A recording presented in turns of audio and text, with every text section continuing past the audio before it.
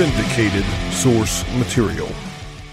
Welcome to an extra special episode of Syndicated Source Material. Today, March 26th, 2021, marks the release of an animated series. It's going to be the first 3 episodes available immediately on Amazon Prime of Robert Kirkman's Invincible. Back on April 25th, 2016, Ronnie Adams and I got together to discuss the first volume of Invincible. The original episode was about an hour and 9 minutes. I think I've got it down to just a tiny bit more than an hour. The good thing is this is the 69th this is the 69th episode that aired on the Rattleitchin Broadcasting Network, and I had gotten my editing chops under me, so didn't have to do a whole lot to touch this up. So as I'm going through editing this, I hear Ronnie and I discuss our experience with The Walking Dead, the comic and the TV series. At this time in 2016, apparently Negan had just shown up in the television series. And where we're sitting at right now, I think we are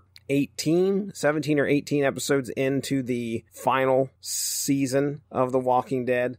And it's been quite a journey, so it was just fun to hear us talk about that. Invincible was a really fun comic book. You'll hear me talk about reading up to the 5th volume, and there were definitely plans for us to revisit this series. However, we never did. I'm kind of surprised because if you listen to our discussion, it is a tremendous book. So the discussion on Volume 2 will happen. According to the calendar, right now slated for May 24th, Invincible Volume 2, 8 is Enough, will be discussed. While I was listening to the discussion, I remembered February 14th, 2018. The comic series had come to an end. The final issue was issue 144. Now we get to look forward to an animated series, which I just watched the trailer before I came on here to record this preamble, and I'm excited. I will tell you that if the animated series was anything like the comic book, we're in for a real treat. Enough about that. Let's go ahead and hop into the first volume of Invincible. Hey, speaking of Amazon, before we hop into the episode, I want to remind you that if you head to getamazonmusic.com/W2M network, you can get a free 30-day trial where you can check out over 70 million songs. That's getamazonmusic.com/W2M network for that free 30-day trial.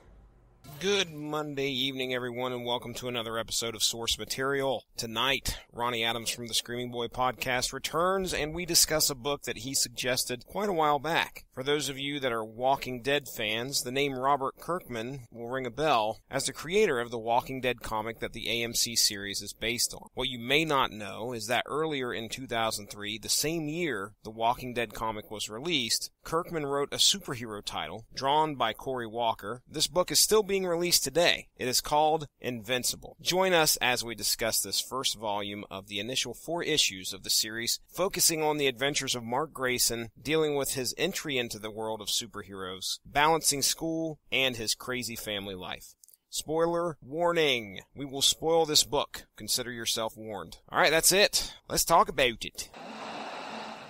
All right, well, let's go ahead. We'll talk a little bit about it. As I tell my son every once in a while. Matter of fact, I told him earlier today. He was mad because he didn't want to get up. I said, come on over here. Hop up on Daddy. You just tell me all about it. Tell me about it. And then we even have a little song. It's, you tell me about it, I tell you about it. You tell me, I tell you, you tell me about it. So, Ronnie, we're going to talk about it. What is happening right now? Invincible. So, first off, when did you start reading Invincible? I started reading Walking Dead, I think, first. Okay. And I really wanted to read more of Kirkman. Mm-hmm. So I started looking into what he was doing, and I saw Invincible and read the premise of it. I like to say that I've been following this since, day one. The beginning, yeah. I'll be honest with you. I did some trades. Man, I started reading it and just absolutely fell in love with it. I could tell you that the first time I actually paid attention to the Invincible character, he was on the cover of Image United. Mm-hmm. The long, forlorn, tremendous crossover that was supposed to happen, which was just such a magnificent idea. And it seems whenever I turn my eyes to the Image side of things, something pops up that reminds me that, this particular book has not been finished. Image United was an idea. It was going to be a book where they took all the, well, at least the standard or the, use the word iconic, Image superheroes, most of them from back in the day when I got into collecting Image comics. Savage Dragon, Shadowhawk. Well, none of the Wildstorm universe, because at this point in time they were over at DC, so can't say Wildcats or Stormwatch or anything like that. Supreme, I believe, was part of it. I know Spawn was for sure. And one of these days I want to devote at least like maybe an episode to the first 3 issues, because this is a 6-issue series that was going to be, okay, now this is, get this, they were going to take and tell this story, and each artist who owned each character was going to draw that particular character in whatever panel or however the story was going to be told. So if there was, 5 or 6 panels with Spawn in it, Todd McFarlane was going to take over the pencils for Spawn and do that. But if there so happened to be Savage Dragon in the background, that panel had to be shipped off to Eric Larson in order for him to draw Savage Dragon in the background of that panel. Okay? So imagine that, man. I mean, just imagine the logistics of some kind of this undertaking that they were going to try. Yeah. Well, who was writing it? None other than Robert Kirkman, which I did not know until today. I've owned 3 of these issues, Ronnie. I don't think I've read them just because I look back at Image in the 90s with very rose-colored glasses. And when I see something like they plan to do with this, I really didn't want to read it until it was all said and done. Anyway, I find out that Robert Kirkman wrote this, and I remember going to the comic book store down here, Asylum Comics. You were there last weekend. I was. I was very impressed with the shop. I'm not just saying that. That's good to hear. So I go to Asylum, and I see Image United sitting there on the shelf, and I see this goofy-looking kid with blue-yellow costume. I'm like, who? This isn't my... Who the crap is that? This is not my 90s Image superheroes. Who is this guy? And if I remember right, they did different covers for different issues. So, like, Spawn would be on one cover, Savage Dragon would be on another cover, but they would do, like, alternate covers for the same issue. And I remember sitting there going, I ain't going to buy this stupid one with this guy on it. Who the heck is this guy? Well, it turns out that's the main character of Robert Kirkman's superhero title, which is called Invincible. And a long-running title at that. I mean, you're not going to see... It's very rare that you see any Image comics grace 50 issues. Yeah. Let alone 100 and, where are they at now? Any idea? Like 130, 140? Yeah, somewhere into there. I've lost count, to be honest with you. Okay. Might be close to 130. Nowadays, he's not famous for Invincible. You mentioned Walking Dead. Yeah. That's obviously something completely different. I started reading Walking Dead and then got into more Kirkman because he did like Marvel Zombies and things like that, and I liked that, but this was just a completely different animal, like you said. Him writing a superhero book, not like, I mean, he was always known as a zombie guy. And that's his niche. That's something I learned today. I had no idea. I did not know he wrote Marvel Zombies either. I had no idea. I watched a couple interviews on YouTube about this guy, and I've watched Walking Dead. Actually, me and Mindy just finished up the most recent season finale. 2 days ago. So you got to see Negan. Yes, indeed. Man, did they not pick the perfect actor? Yeah, that guy. Mindy was sitting there, when he come out and the way he was talking, she was like, this guy is just insane. I was like, yeah, he's something else. I said, you should read him in the comic book. He absolutely nails the attitude of Negan and the comic book version of Negan, but of course they can't, there's only so much they can do with the language. No matter what you say about AMC, they can't drop, they can drop a few, maybe one a season or something, but they can't, the amount of cursing that this character does in the comic book is just, it's crazy. And so they had to, they had to tell him to tone it down. I've been a fan of Jeffrey Dean Morgan for a while, and I've watched him in movies, and I mean, even though He did one other comic book movie, The Losers. The Losers. Yeah. Oh, okay. Yeah, and it's a DC book. I think it's DC, Vertigo, or something. I can't remember. It wasn't a great movie. In fact, it was pretty poorly done. He did great in it. I mean, he just does good in everything, in my opinion. But and then Chris Evans, of course, he did great in something else other than. I mean, he had to get rid of some other typecasting and things like that. But I've seen him in that and Supernatural and a few other things. And I've just, I've always liked him as an actor. And to pick him to do this was a brilliant move. Yeah. I don't know. I mean, probably everybody knows it already, but in Batman v Superman, Dawn of Justice, he and Lauren Cohen, which are both in The Walking Dead now, played Martha and Thomas Wayne. Oh, Martha and Thomas. Okay. Yeah. I should have known better. And Jonathan. Come on, Star Trek. I know, dude. I'm kidding. Well, the Martha threw me off. So I mean, you hear Martha and immediately you become friends. You become friends. Well, okay. So Invincible, Kirkman's trying his hand at the superhero genre. Yeah. I'm trying to figure out which came first, and I'm going to go ahead and hop on Wikipedia because what'd you say? Chicken or the egg? Wrong one. Invincible came out. Let's take a look here. First issue, Invincible #1 came out January of 2003. Now, when did Walking Dead? Gosh, Walking Dead's been around, feels like forever. Publication date, October of 2003. So not too long after. Not too long after, yeah. Did I tell you about, and maybe you saw it on Facebook, but somebody was selling a first appearance of The Walking Dead. And, okay, yeah. Now here's the kicker, all right? It's not a Walking Dead #1. It was a previews magazine soliciting The Walking Dead. All right. Now, here's the crazy part. It was selling for unreal amounts of money. You're kidding. I am not kidding you, sir. Somebody put on there the first appearance of The Walking Dead, and it was a little write-up in previews, and they were selling the previews mag, and it was, dude, and it was selling for crazy money.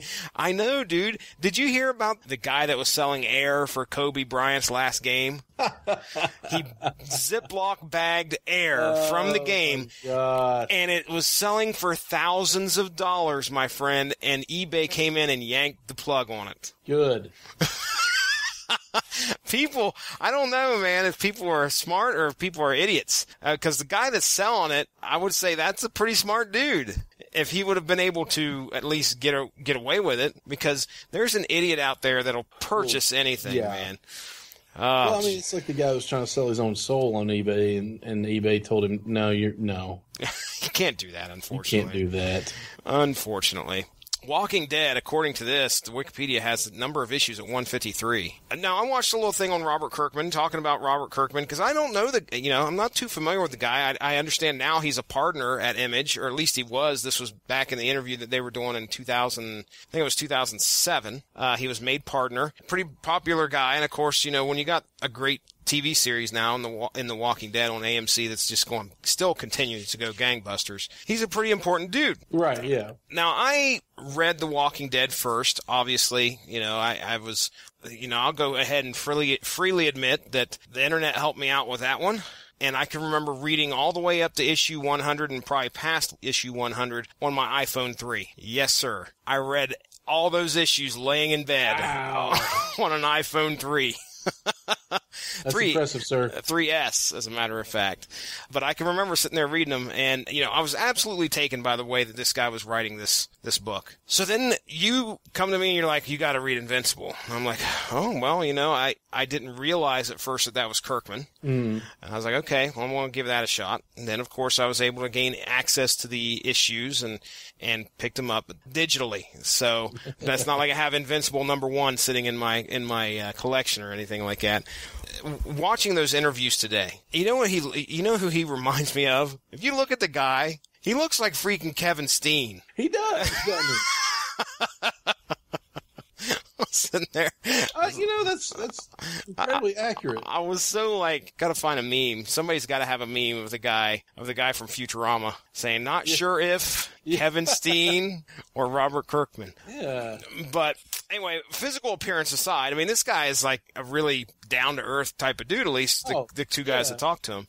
But I'd mentioned very soft spoken, very humble. Yes. Yeah. I mentioned about Image United. My thoughts are all over the place here. I think I should have made notes and maybe kept track of what I needed to do. In the interview that they did after the con, where they made him a partner, Image made him a partner. The guy that was there interviewing him, one of the guys from iFanboy, oh crap, I can't remember his last name. But anyway, Ron asked him, he says, so you guys just announced Image United. He's like, do you have any concerns with Image's records? Do you have any concerns that this is, pretty much asked him, all right, do you think it's going to get done? And Robert Kirkman was like, I'm not concerned at all. No, I am not concerned. Not one bit. Sure enough, that was 7 years ago, Ronnie, when that interview was done. Yeah. The last update you'll find on Wikipedia for Image United was that in 2011, Eric Larson had his part 60% done. Image United continues to haunt me to this day, even if I'm trying to do research on a freaking comic or a creator that I had no idea had part in it. Yeah, just like you said, soft-spoken guy. I didn't really get into too much in the history. I mean, other than the fact that Kirkman mentioned, he was asked, how was it getting into comics? What was it like? And he was working somewhere, I think at like this light bulb selling place or a lighting place somewhere. He said it was just right down the street from where he was living. And he was trying to do both things at the same time. He was trying to do comics and he was trying to work at the same time. But what would end up happening is he'd work till about 8 o'clock at night, go home and just start doing comics till like 2 or 3 in the morning. And then he'd go to bed, get up at 8 o'clock the next morning, go to work. He said finally he just realized it was starting to kill him. It was too much. So he had to make a decision. And he told his wife, who was married married to at the time, and I believe they're still married. He says, "I'm quitting my job, and I'm going to make a go at comics." And now it wasn't like it was an easy, oh my gosh, right, all of a sudden he's got a hit on his hands. Oh yeah. He went into $40,000 in credit card debt. What? 40 grand. That sounds like Kevin Smith. Did he have a similar situation? Yeah, he sold off his entire comic book collection, maxed out all his credit cards, and took loans out from friends and family to make Clerks. Dang. Yeah, I can't remember the exact dollar amount that he went into debt, but he went into debt pretty heavy. But the first thing he did was he bought his comic book collection back when it was a hit. Oh, wow.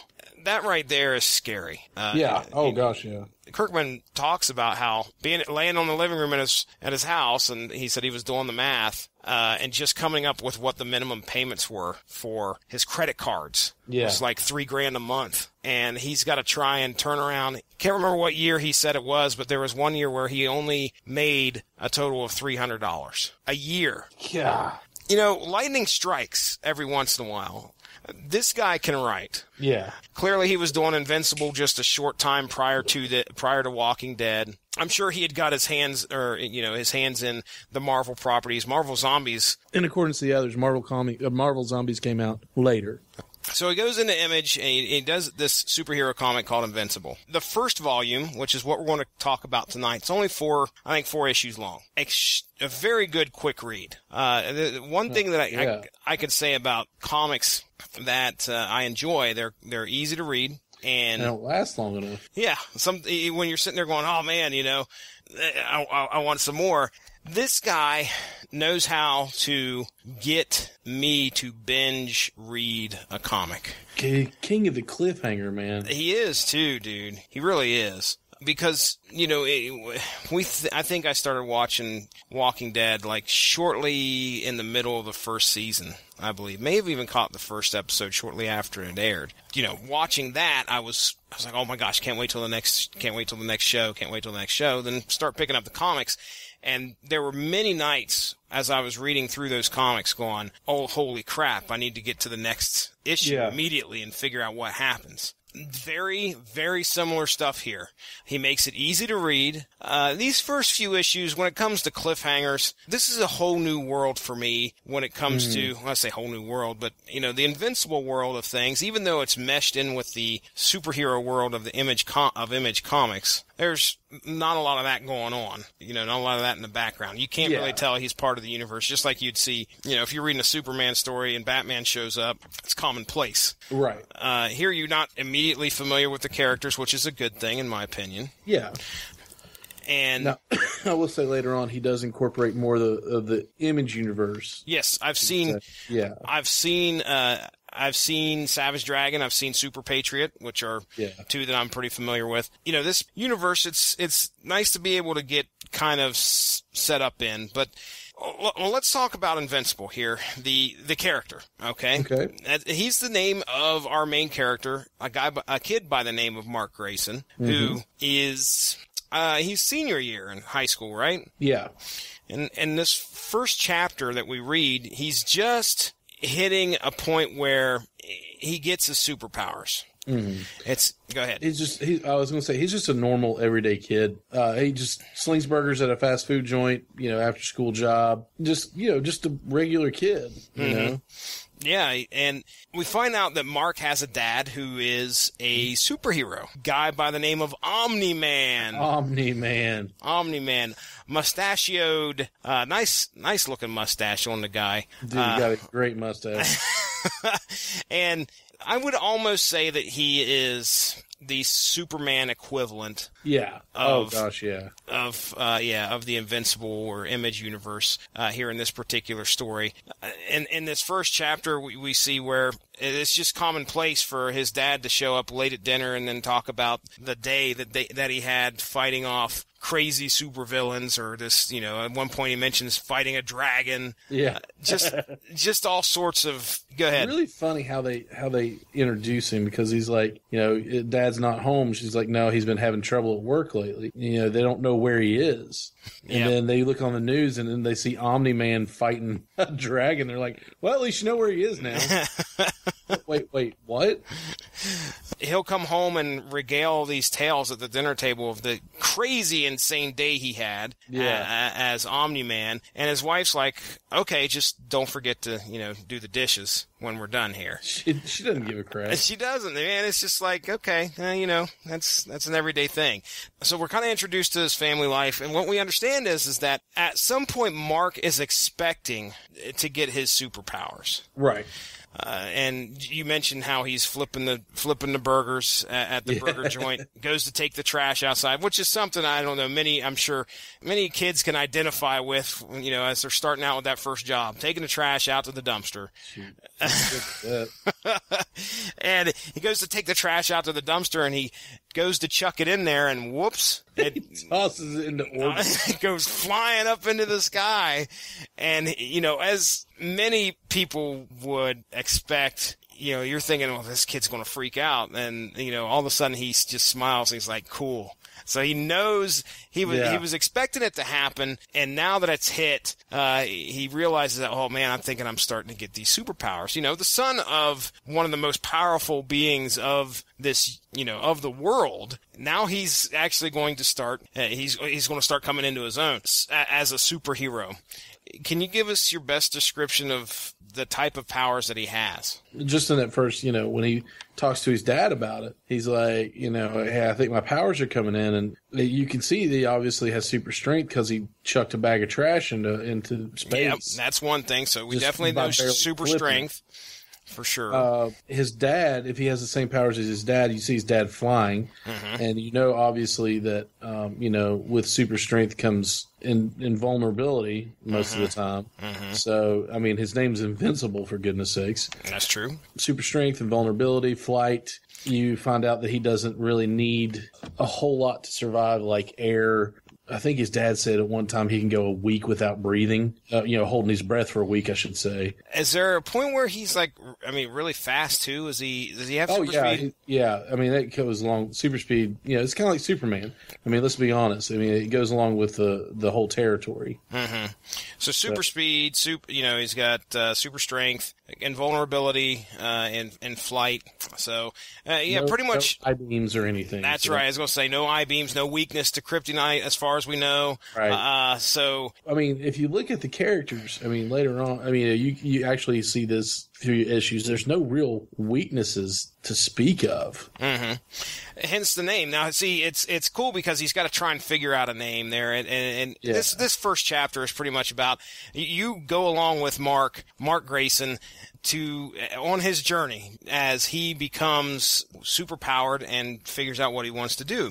Of course, as soon as he realizes what he can do, the next step is to follow in his dad's footsteps, and he decides to fight crime. We meet this guy who is actually a pretty prominent figure later on down the line, or at least, we see him in a few issues, which is the tailor, the guy that creates the suit. Mark's looking for a name, and at one point, I think he gets in trouble at school because he does the Peter Parker thing where he kind of stands up to the bully. He puts this bully into the lockers, and the principal, which we find out looks an awful lot like Carl Winslow from freaking Family Matters. Because what's the name of his high school? The Reginald Vell Johnson High School. Oh, good old RVJ. Yeah. So anyway, he's in the principal's office, and the principal's like, "You can't be going around doing this. You're not invincible, And then immediately he's like, there's my name. Look at that. Look at that." And of course they got the costume, I've got to say, is actually pretty cool, especially for the fact that this comic is being published by Image. And when I first saw Invincible, I thought it was somehow related to the eye and Image. Yeah, it looks very similar to the eye and Image. Mm-hmm. With the lowercase I and the big dot. Yeah. But of course the I stands for Invincible. It fits perfect. So there's chapter 1, pretty much our intro to Mark, his family. I don't know, I can't remember what his dad's actual name is, other than Omni-Man. I can't remember what his actual name is. I'm sure his mom says it a couple times, but. So our introduction there, chapter 1. Chapter 2, we get the origin of his father, and which is really neat. Kind of like and again, you could draw parallels to Superman, but this guy was not some kid rocketed out to space. This was a sentient alien being on an alien world who had made a decision. Nolan. It just popped in my head. Sorry. Nolan. Nolan Grayson. Nolan Grayson. Okay. He was an alien being, and there was they had, this utopia of a society who had grown and decided to go out and help other planets. And to where they formed this thing called the Betterment Committee on that planet, to where they would go to almost, it's very much like, I know you're not the Star Trek fan, if I remember correctly. Yep. So if I said that something about the Prime Directive at this point in time, would you know what I'm talking about, or would you even? Not a dang clue. The Prime Directive in Star Trek is to not interfere. You saw Star Trek. You saw the most recent one, right? Like the reboot. Okay, you know how movie. They're on that planet, and they bring the spaceship out of the. You're not supposed to interrupt anything, or and observe exactly, and less advanced civilizations. Yeah. If it's more of an advanced civilization, they have a little bit of wiggle room to make a decision to go down there and interfere or take a hand into whatever matters are going on. Very similar to what the Betterment Committee does. The Betterment Committee would go and find worlds that they think are at a certain level of technological advancement, and then they would go bestow upon them, "Hey, welcome to such and such. Welcome to the Federation." Oh man, I love dropping these Star Trek. I bet you do.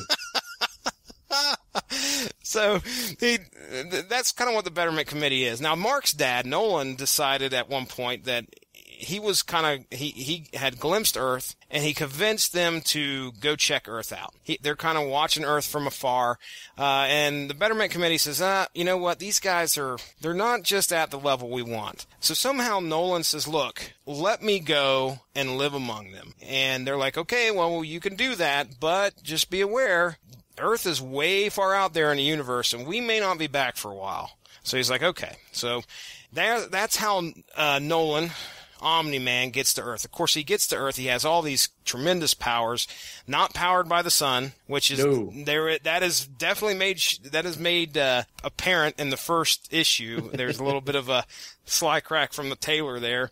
But we thought his powers were solar based, but yeah, he's like we thought they were solar because he gave him that costume and had all these discs on it. Yeah, they collected solar energy. Yeah, and Nolan looks at him and says, well, "That's okay. That's a common mistake." Yeah. But so anyway, the Betterment Committee leaves Nolan on Earth, and he decides, well, with all these powers, I want to become a superhero. Of course, he mentions meeting his mom. It doesn't go into that whole story. So we kind of figure out where Nolan came from and what happened and what led him to be where it is. And of course, Nolan's sitting there and telling his son this, and his son's like, I don't know, 10 years old or something. But he's trying to tell them, you got to be prepared because at some point, you are going to be old enough to where you're going to start developing your own powers. There you go. That's just kind of a glimpse as to how Omni-Man came about. We fast forward to the present. Mark's still trying to kind of get a handle on his powers and stuff like that. He's kind of picking up fighting crime. He stops these two big old blue goons, which they're pretty common. One of them, the clones, kind of mainstays in the old. I don't think it happens in this first chapter, but these guys are clones. I'm not giving anything away here, but one of them's a clone. It's so funny because every once in a while they slide this banter in between them where like, you're the clone, no, you're the clone, you're the clone, and you're the clone, you're the clone, and so there's this constant question that hasn't been answered so far as I've been reading this: which one's the original one? They're knocking off We Be Toys or Toys Be We. Toys Be We. My bad. They're knocking off Toys Be We and they're grabbing a bunch of game boxes out of there for these processing chips and Invincible. Robert Kirkman with this stuff is not. He doesn't put a whole lot of thought into that. Toys Be We and game boxes. Yeah. You can clearly see in the interviews that he does where he's just like, oh, I thought that was cool. That was a cool idea. But I was just like, whatever. And he didn't care. I mean, he was just putting stuff on a page. He wanted to create something that he wanted to have fun in. So he didn't put a whole lot of thought. That sounds almost like an insult, but it isn't really, because he wanted to have some fun. And when the most fun you're ever going to have is the mindless fun that you can ever have, you can have a lot of times. And that's kind of what he's doing here. Mark shows up. He was just out for a nice night flight, by the way. He's not in costume or anything. Shows up there, stops these guys from stealing these game boxes. He meets the Teen Team. So another parallel to like the Teen Titans or something. There's 4 members, I think. There's maybe 5. We got Adam Eve. Mm-hmm. Okay. And that's ATOM, folks. We got Adam Eve. We've got Rexplode. Greatest name ever, by the way. Duplicate. Mm-hmm. And it's 4 members. Second greatest name ever. Robot. Your name is just Robot.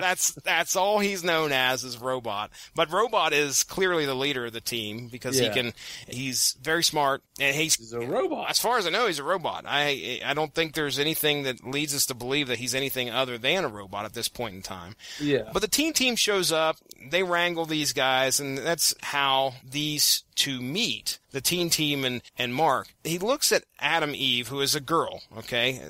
ATOM, remember. Adam Eve is this girl, and he recognizes her, but he can't place her. And then the next day at school, he realizes, oh, crap, hey, I go to physics with this girl. Yeah. So they meet up, and of course, they're talking, and they have this kind of kinship that they're both superheroes. There's another instance where they track one of these clone guys to the hideout. Mark ends up helping the Teen Team take these guys out and all these robots. So he helps them once again, and he's offered the opportunity to join them. Robot says, hey, you're awful helpful. Give us some thought about joining us. Right at the end, there's a Twin Pines mall that's sitting there. They cut to the scene, and this kid wakes up on this bench. It's out of nowhere, wakes up and he's like, well, what am I doing here? Opens up his shirt and there's a bomb strapped to him and boom, it goes off. And that's our cliffhanger for chapter 2.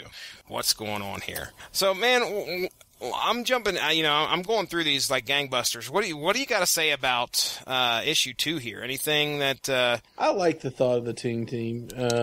The whole thing, I mean, you look at it, he pulls the Peter Parker in the first chapter. In the second issue, like you said, he's just testing everything out. He wants to know if he can fly. So that's how, he's laying in bed and he's like, I can fly. Yeah, I can fly. And he gets bored and he just goes out for And who wouldn't? Exactly. If you can fly, you're going to go out and test it out. Oh, dude. I love that because he's just a kid, and he wants to do what he can do. Mm-hmm. There's just a lot of parallels to other comic books, and they do it tongue in cheek, and they don't really rip anybody off, especially with some of the main some of the not main characters, but the ones that they stay around for a little while, like the team. Mm-hmm.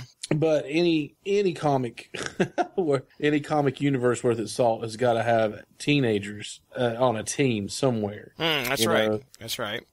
So I mean, there's been multiple ones in Marvel, and then you think about the Teen Titans in DC. So, but the one thing that really stood out to me was when they got to know each other. I mean, they found out who each other were in school was Adam Eve and Mark. I believe her name is Samantha, by the way. I think her first name's Samantha Eve something. But she goes by Eve. Yep. They go into this dumpster and they change to into their superhero costumes and they fly away. Mark actually looks at her and says, "But now that we're in costume, how do we get out of here without being spotted?" Because they're behind the school, and they just fly up. And she says, "You'd be surprised how rarely people ever look up." It's true. And I was like, "That's a really good observation," because everybody's so caught up in their own lives, they don't take time to look at the sky and all that. Where I'm sitting right now, I can see a little bit out my blinds, and the moon is absolutely gorgeous tonight. Mm-hmm. And you think of stuff like that. How often do you actually take time to look up and to look around? Little things like that make me go, Kirkman is a heck of a writer, man. Mm-hmm. That he would think of that. You're Mark Grayson. Now you've realized that you've got superpowers. You're thinking about, you're not going around advertising who you are and what superpowers you have or anything like that. You got a mask on to try and hide your identity. You now just found out that there is a girl that's in your class that almost does the same thing. She's a superhero. Instant connection? Yeah. And you gotta be careful too, though. I read too many comic books and watch too many shows because you don't know if she's going to be evil. But then again, she is drawn very attractively. She's quite attractive. Even Mark even says that at one point here, and later in this next issue. So, who's your favorite off of the teen team? Got to have a favorite. Who's your favorite? Probably Rexplode. He's just a giant d-bag, and he doesn't care. And he's kind of, his power set is kind of like Gambit. Yeah. He takes things and charges them and makes them, turns them into weapons. Mm-hmm. They explode. They do. They explode. All right, so go on. We're going on to chapter 3, and this is a fun one. This is where I was like, oh man, this is getting good. This is fun stuff. This is really fun stuff because a lot of times these independent comics, you and I both know they're going to focus. They could focus on relationships. They could focus on this. They could focus on that, and there just may not be a whole lot of action. Right. Okay. But in this third chapter, things kind of hit that superhero level that I'm used to. So we find out that the kid that got blown up, we find out that he was a fellow student of Mark and Samantha's, or Mark and Invincible's and Adam Eve's at the Reginald Vell Johnson High School. The principal is addressing the student body and saying, look, we're really concerned. We've got there's another missing student. Mark finally, now you put yourself in Mark's shoes. You tell me if you do this, okay? Mark still goes to work, just like a good kid. Yeah. Got all these superpowers, good kid. And his dad he says that his dad expects him to do this job because it builds character. And then we got the tyrannical manager coming in yelling about fries. Mark quits immediately. Is this you, Ronnie Adams? Oh shoot! I would have quit when I found out I could fly. He tries to stick it out. Yeah, that's a better man than me. Yeah, and I think I couldn't blame him. it's time to get out of there. He ends up quitting his job, goes back home. I don't think he comes out and tells his dad, but he suits up that night after dinner. He's going to go back out, and his dad's like, hey, why don't we, maybe it was, I don't know, maybe it was during the day in the evening. I can't remember. His dad says, hey, it's time for us why don't we team up? Why don't we go on patrol together? And Mark's like, sure, let's do that. So Omni-Man and Invincible take off and go take care of business as casually as they can, carrying on a conversation in between as flying through the skies. And it's so crazy because he'll be sitting there, the panels are, him flying by his dad, and all of a sudden his dad disappears for a panel and then comes back. He's like, oh, sorry, just had to go stop a dam from breaking. Yeah. It's nonchalant. Yeah. This is the life of a superhero. It's got to take care of business when you can. So they team up, and then, of course, this big, the big conflict happens where he gets this call on his radio. There's something going on in this. They don't even mention where it's at. All I know is there's Air Force jets just, laying down fire on this spot. Both Invincible and Omni-Man show up there, and there's just tons of aliens coming out of this portal. And like I said, I got excited because we got to see some of these, this crazy stuff that was, these crazy fights. We finally get treated to a good battle.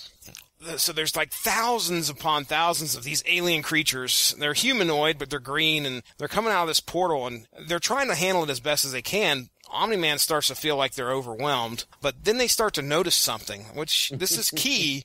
But, these aliens start aging really rapidly. And Mark looks over at his dad, and he's like, is it me, or is this just getting easier? And then they start looking at the aliens, and they're aging by the minute. Till finally, the aliens are like, screw this, we can't beat these guys. And they all head back into the portal and leave.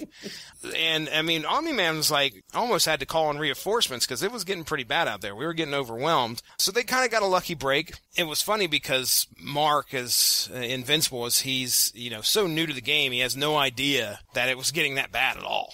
Just to kind of show you how green he was. He thought everything was okay. Shortly thereafter, there's another call. Omni-Man is aware of something else that's going on. He tells Mark, he says, you need to keep up because there's an emergency. And he takes off flying, and Mark's trying to keep up. Omni-Man ends up flying right back down to, I think it's Twin Pines Mall again. Mm-hmm.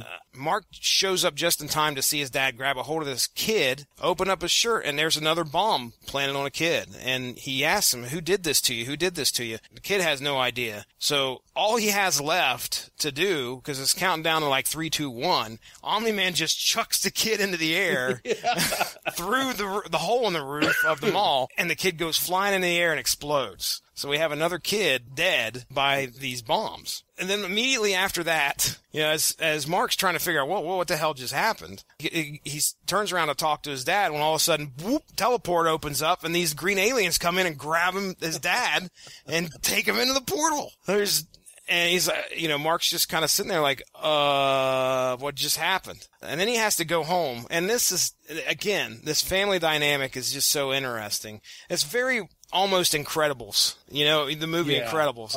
I get that from it almost. But he has to go home to his mom, whose mom's sitting there as faithful as ever, getting the pork chops ready and getting the table set.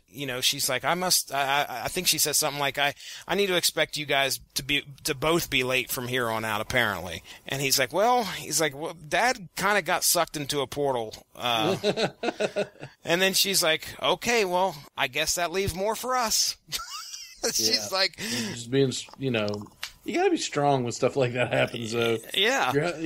If your husband or wife is a superhero and crap's going to go down, you can't fall apart at every second because you'd spend your whole life falling apart. And that adds to the story, too, because you got to think what it would have been like at the beginning of their relationship. As she was just getting to know Nolan before they got married, before they had kids or whatever. The fact that this guy was going off and facing Lord knows what. Yeah. There could have been plenty of instances in the past of graver threats that hit this earth or attacked Nolan at some point. And some of the stuff we're seeing, it's pretty crazy. And she's just shrugs it off. So I'm sure at some point in her, she's had to develop. She's probably seen it all. Yeah. Develop a thick skin in order to try and deal with what's going on. let me ask you this. What do you think about Mark and his relationship with his dad? You read it and you're like, man, these guys, this is like the best dad ever. Yeah. You know? I mean, he's just a good dad. He always has time for, his family. Unless the world is in grave danger, he makes it home in time to eat. And, he may be late, but he still sits down with his family. He encourages his son by saying, hey, let's team up. Instead of saying, you can't do this. You've got to be careful, blah, blah, blah. That's a good point. He's like, well, hey, if you I can't do anything about it. So you've got these powers. So let's see what you can do. And maybe I can train you. Would you say that he's excited about the fact that his son's now got these powers? It's kind of like when you find out that your son has the same interests as you. So I love to fish, and my dad is an avid fisherman. When Dad found out that I like to fish, he was like, "Holy crap, this is something that we can do together." Mm-hmm. And he gets excited when I'm like, "Hey, Dad, I got a week off. You want to go fishing?" And he's like, "Yeah." I mean, you almost have to calm him down. And me too, because I get to spend time with my dad. We both get to do something that we love. Yeah. It's a cool father and son story. Yeah.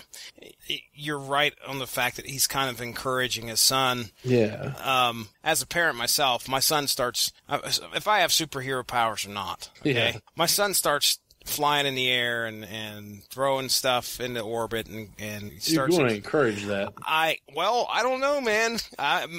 Me personally, I'd be excited, okay, but I could tell you, I would be on the way that I thought that Robert Kirkman was going to go was make this dad a real stuffy dad. Now, son, you can't be going out there and going off willy-nilly, and you can't be doing this and you can't be doing that, and I don't want you getting into this kind of trouble, and because that's kind of what I'd be doing. Don't be kid. Listen, just kind of stay home and watch your YouTubes, okay? Yeah. Well, I mean, let's look at it this way. You've got in The Man of Steel, the movie The Man of Steel, Jonathan Kitnett is like, hey, just calm down. Don't worry about it. You can't use your power. You can't let anybody know who you are. And Nolan is like, nah, dude, let's, get you a mask. Let's do this. Yeah, yeah. Hey, we'll team up. Yeah, here, I'll take you to my tailor. Exactly. This guy made me a suit. It's like my dad loves it when he's like, hey, let's go get you a rod. I'm like, Dad, I've got a rod. And he's like, let's go get another one. Like, all right, let's go. And he's like, you need your license? No, I got my license. We can get your license. Dad, I've got my fishing license. All right. He just gets excited. I can identify with stuff like that. When you show an interest in what your parent does, the parent is going to get excited about it. And I think you're right. I think that's what's going on here. Omni-Man is stuck in a different dimension. We don't know what the heck's going on with him. We end chapter 3 with Mark and his mom having to come to the understanding that, Dad's gone for right now. And hopefully he'll be back pretty soon. Pretty commonplace because I think, the wife, like I said, just deals with it, goes on. So we get into the final chapter of this first volume. The investigation's still continuing as to what's going on with these kids that are showing up with bombs on their chests. Right. Robot's doing some good old robot. He's hard at it trying to figure out what exactly is occurring. But we find out that Mark recognized that most recent kid that got killed as a student that goes to his school. So he goes and talks to Robot and he says, hey, this is what's going on. They're continuing to try and put the pieces together and to figure out, what the connections are, why these kids, and, who's got the capability to attach these bombs to these kids. Because this is not this isn't just a typical C4 explosion. From what I remember in reading, is like when these things exploded, it They explode. They explode. Like there's nothing left. No evidence. Throughout this issue, we get this neat little, there's like this implied relationship amongst everybody, or I should say, let me put it this way. A lot of people believe that Mark and Samantha, Invincible and Adam Eve, are seeing each other at school. They think that because now these guys are hanging out together a lot more, there's a relationship going on. Now, Samantha is actually dating Rex Splode, and she makes that very clear up front to Mark at one point in the book. It's like, hey, look, I'm dating Rex Splode, right? Okay, you gotta understand. Oh, no, I'm not interested in any of that.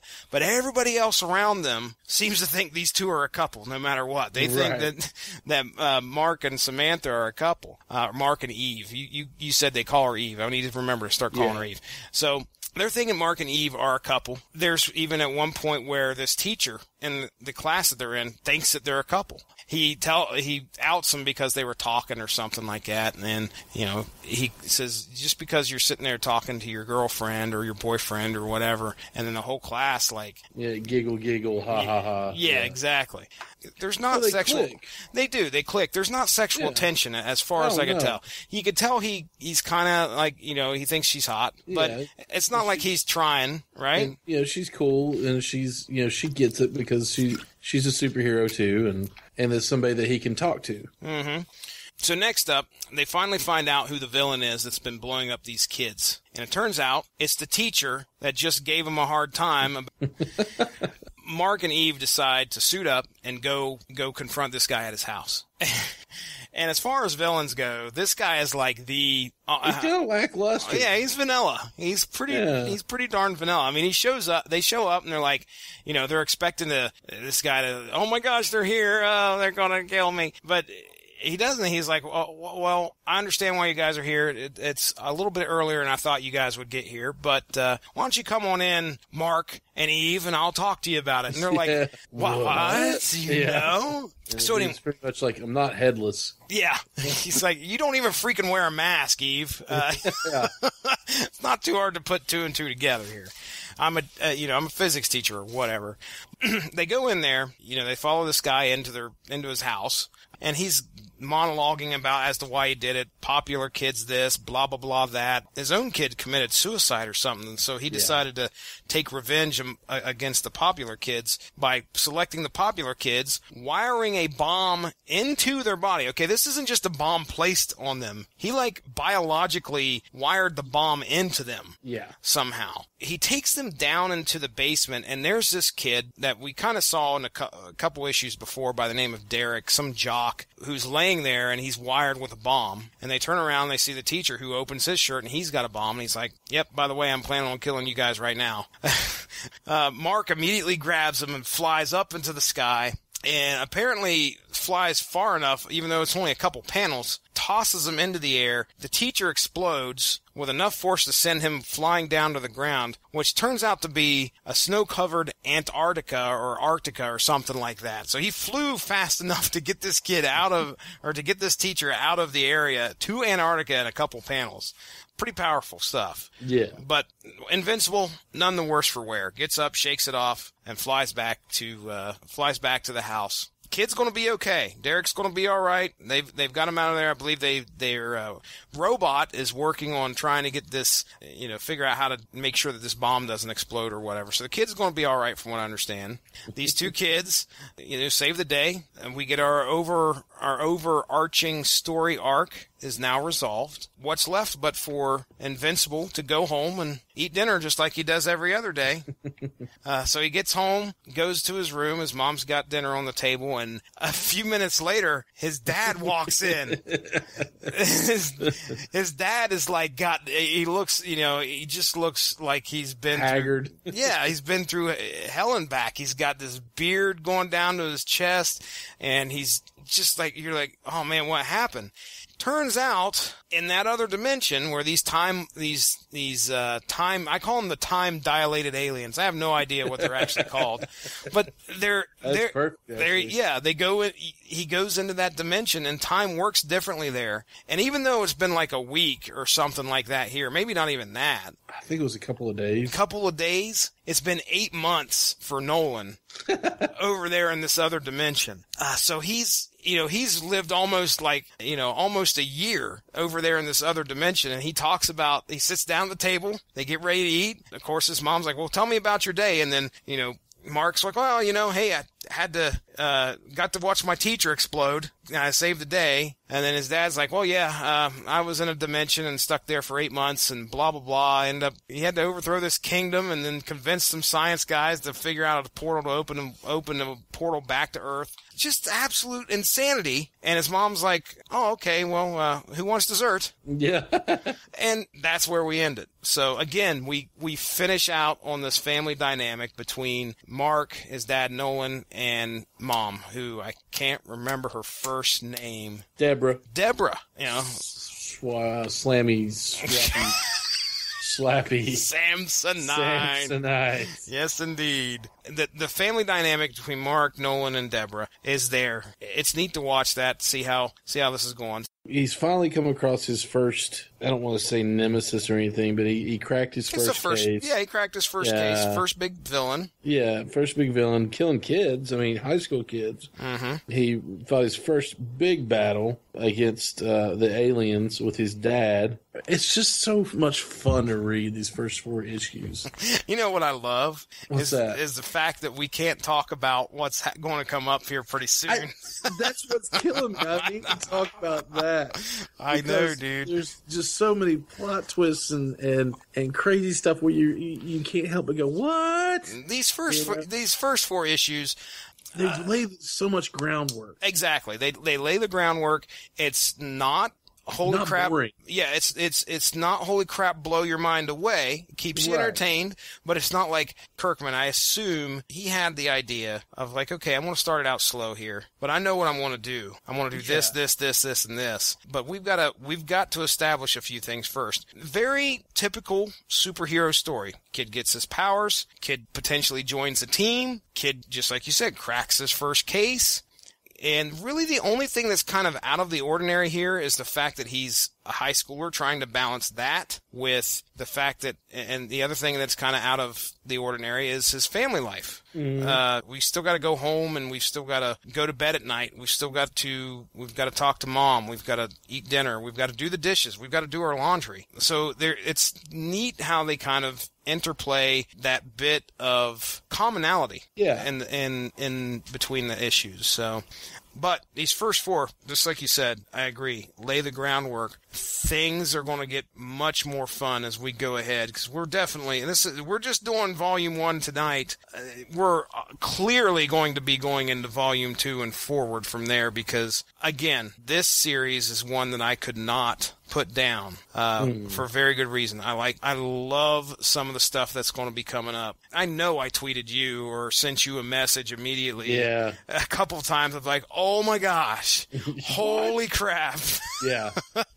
The first 4 issues ease you in. Yeah, there you go. And they help you get to know your characters, and especially Mark. And the other thing I like about it is you don't think of superheroes having a home life, because most of them, don't show that, or they don't have one, or anything like that. Mm-hmm. I mean, Batman is Batman no matter what. Mm-hmm. Whether he's hanging out with Alfred or whatever. The reason they don't show much of his home life is because he hangs out with his butler and a kid. Yeah. There's not much to that. Superman, I've said it before, the coolest thing that I've ever heard about Superman is it was written by Quentin Tarantino in Kill Bill. Bill is talking to the bride, and he's like, he loves superheroes, and he's talking about Peter Parker and everything. He said, but Clark Kent, Superman is the most interesting one, because Superman is Superman. He didn't start off as Clark Kent. He started off as Superman, and he adopted Clark Kent. Whereas Peter Parker adopted Spider-Man, Bruce Wayne, Batman, all these superheroes were their normal selves first, and then they became super. Well, Superman was always a superhero. He always had his powers, but he adopted a human persona to be like us. And how do you see us? Clumsy, weak, blah, blah, blah. You don't see much of him hanging out with Lois and stuff, or, he and Lois aren't married now. Stupid New 52. Because he is Kal-El. He is Superman. He's not Clark Kent. He is Superman. So to see a normal family dynamic, the kid, the mom, and the dad, hanging out, eating dinner, clean your room, do your homework. You're not going on patrol with your dad as a superhero until you do all your chores, kind of a deal. It's really fun. It's really cool to see in a superhero comic book. And his dad is a novelist. He tried to, I think it was nonfiction first, and it flopped, and then he just started putting all his stories into fiction. I think, no, I'm sorry. He tried fiction at first and it flopped, and now he's a travel guide. He writes travel guide books or traveling books, about other countries, because he goes to different countries. So he does all the, he does that, and he has a day job. His mom's a housewife. I remember at the beginning of that first issue where Dad's over in Malaysia right now and fighting the big demon or whatever, and his mom's like, well, I hope he picks me up something from Malaysia. I haven't got anything from Malaysia before. I've never been there. I hope he buys me something nice. He's fighting a giant fire-breathing dragon. So it's just interesting, and that's what drew me in. It's a different look on the superhero genre to me at this point. Now, I will tell you, dear listeners, that it gets crazy. I can't wait. It draws you in, and there's certain things in this that you can't believe happens. I will tell you this. This is not a spoiler, but there is a character that comes along, and his name is Alan the Alien. And at first I was like, that's ridiculous. But Alan the Alien became one of my favorite characters. Oh, boy. Kirkman knows what he's doing, and he takes the generic and he makes it special. Because of, the generic game boxes and Weeby toys or whatever it was. And Toys Be Wee. Toys Be Wee. And then he takes a character named Alan the Alien. And he just gives him so much. He takes this alien, this being, and gives him so much character, and it's so much fun. I can't recommend Invincible enough. I want to spoil something real quick. This is not a big spoiler or anything like that, because I know we're going to talk about it when we hit like Volume 3 or Volume 4 or whatever. I think one of my favorite humor-related panels or humor-related little inside things that he got into these books so far that I've read was who was it he was talking to? I can't remember what. Are you talking about the comic panel? Yeah, where he's like, and he's poking fun at himself and comic books in general, because Mark realizes he's at the mall or at the comic book shop. And his favorite comic book author and artist was there. Yeah, I couldn't remember the situation. And so he's getting his stuff signed, and he's like, "Hey, sometimes I notice that your books, how do you get your books out so quick?" He said, "Well, sometimes we just take the same background art and use it over and write different text on it." And it shows them standing there looking at each other. And Mark asks, "Well, isn't that cheating?" And it's the same picture, same picture. And then the fourth panel is, "No, not really." And I was like, so great. That's so brilliant. It is, too. It is brilliant. Great. I have to wait too long between issues right now. I bet you that's rough. Yeah, it's like sometimes he doesn't. I don't know if there's a set schedule for Invincible right now, which is fine because he's got so much more than he's played. I mean, there are certain titles that I never collected, so I don't know if they're still running, like the Astounding Wolfman. I think they did somebody suggested that. It's not bad. I liked it. Okay. What I read of it, I should say. And then, of course, he's got The Walking Dead, and he's got all the stuff that he's got going on with it. I mean, he's written every issue of The Walking Dead. I mean, he's never had a guest writer or anything, so that's an accomplishment. Yeah, and I, give him some leeway because Walking Dead is usually right on time. Sometimes I'm just like, it's been like 3 years since the last issue. Can we get one? I mean, that's what it feels like. Oh, okay. I just want to say, shoot, has it really? No. But but I really, that's how much I enjoy this run, and I've stuck with it so long. And it's it has in a good way gone off the rails and gotten crazy, but it's a good gone off the rails and crazy. This book is really, if I didn't collect any other book, it would be this one. If I had to choose two, it would be this one and The Walking Dead. Well, I think that's a testament to how good Robert Kirkman writes a story. Yeah, absolutely. And again, for listeners out there who are wondering if this is a good series to pick up and start reading, if you can catch trades pretty easily at the beginning and start from there, there's a lot of content. Comixology obviously offers the collections and stuff like that. It's worth it. I've read, I think, the first 5 volumes so far. Pretty sure I got through the 5th volume already. You are a boss. Dude, well, I'm telling you, they're not extremely dense reads. I'll tell you but right, I know when you picked up volume 1. That's true. There's a guy, I think, that shows up here later in volume 3 or volume 4. He's from the government or whatever. Man, whenever he shows up on a panel, it's like freaking, I don't know, 10 lines of text that I've got to sit there and go through. Yeah. Anytime that guy shows up, I'm like, geez, here we go. But no, that's really the only like mega dense part that I can remember sitting there going, okay, this is kind of getting tedious. But they're quick reads. I honestly, and they're enjoyable. So if you're a Kirkman fan, if you enjoy watching The Walking Dead, and you're a superhero fan, grab a hold of a trade or so of Invincible. I'm sure that you'll enjoy it. And if you have the opportunity to start issue 1 and go forward, first trade or whatever, do so.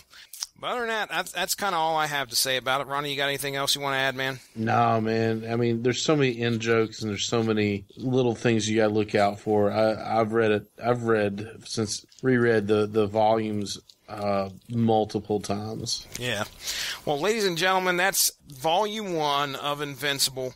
Volume 2 will be discussed at some point. Hey, if you're thinking about writing a review for the Invincible animated series, I feel this would be a good time to plug a sponsor of the W2M network, and that is Grammarly. For you, the listeners of Syndicated Source Material, Grammarly is offering a free download of the Grammarly software.